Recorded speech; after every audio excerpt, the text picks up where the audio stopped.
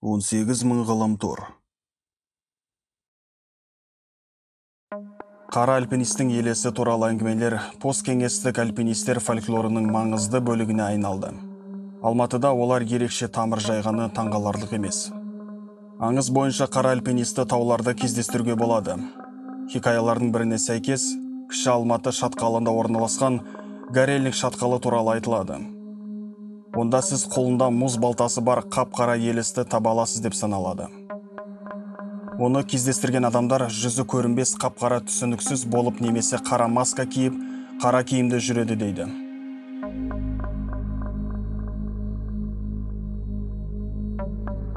Қара альпинист туралы көптеген аңыздар бар. Олардың барлығы оның бір кездері тауда қайтыс болып, елес болғанына сілтеме жасайды. Бірақ ол тірі альпинистерге зиянын тигізбейді. Бір нұсқа бойынша ол досымен бірге тауға шықты. Бірақ оларда дау туды. Бір жерде олар қыз туралы дауласқандарын айтады. Содан кейін серіктесінің бірі қауіпсіздік арқанын кесіп, екіншісін өлуге тастады. Марқұмның денесі сол күйі табылған жоқ. Ал оның рухы қара альпинистке айналды. Бұл нұсқада елес өзіне опасыздық жасаған серіктесті іздеу үшін тауларды кезіп жүргені айтылады. Түнде ол ұйықтап жатқан альпинистердің шатырларына олардың беттерін көру үшін қарайды. Ал егер бұл қиын болса, ол ұйықтап жатқан адамды аяғынан сүйреп апарады. Куәгерлердің айтуы бойынша палатканың кіре берісіне қарай аяғын созып жатып, азанда сыртта оянған жағдайлар болған. Және аңыздың бұл нұсқасында қара альпинистпен кездесу ол бақытсыздық немесе сәтсіздіктің белгісі деп аталады екен. Оқиғаның екінші нұсқасы өрмелеу кезінде жанжалдасқан альпинистер тобы туралы. Өзара келіспеушіліктерге байланысты альпинистер тауларда адасып кетті. Ал науқанға қатысушылар бірінен соң бірі жоғалып кетті. Бірақ жанжалдар басылмады. Тек бір адам достық қарым-қатынасты сақтап, бәрін татуластыруға тырысты. Ол соңғы болып қайтыс болып, қара альпинист болды. Содан бері оның елесі тауларды аралап, тірілерге көмектеседі. Тағы бір нұсқа жастарға арналған қорқынышты оқиға. Мұздықтағы алғашқы түндерде жас альпинистерге осы аңызды айтады.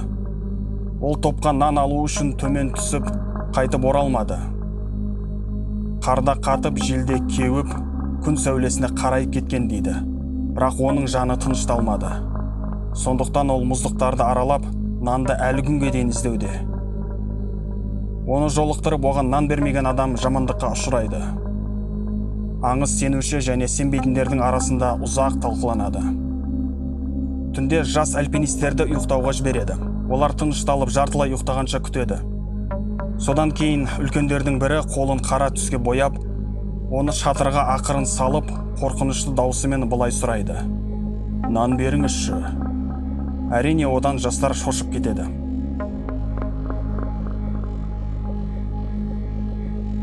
Бұл аңыздың тағы бір жалғасы бар. Барлығы жоғарыда айтылғандай іс-әрекеттер жасалынады. Бірақ қолды қараға тек алдап қорқытпақшы болған адам ғана емес, тағы бір адам бояп алады.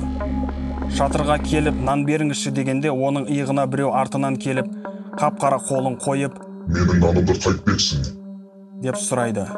Сөйтсе ол қара альпинист екен.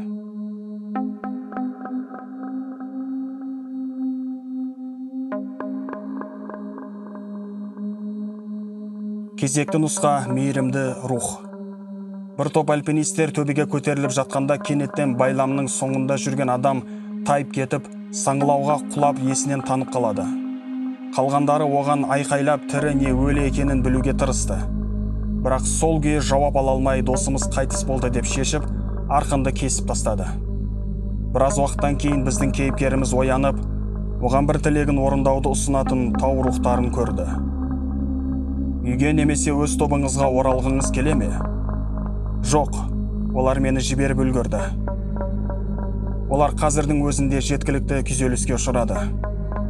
Сонда сені тастап кеткен достарды жазалағың келе ме? Жоқ, олар өздерін жазалады. Онда сен не қалайсың?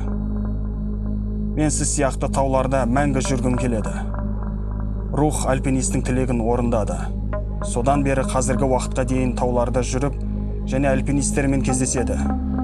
Кейде қара альпинист адамдарды тұзаққа түсіреді. Ал кейде оларды құтқарады.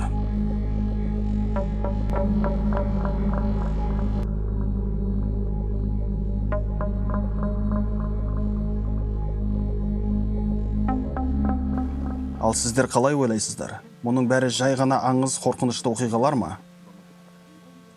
Бірақ жел тұрмаса шөптің басы қимылдамайды дейді. Жоқ әлде...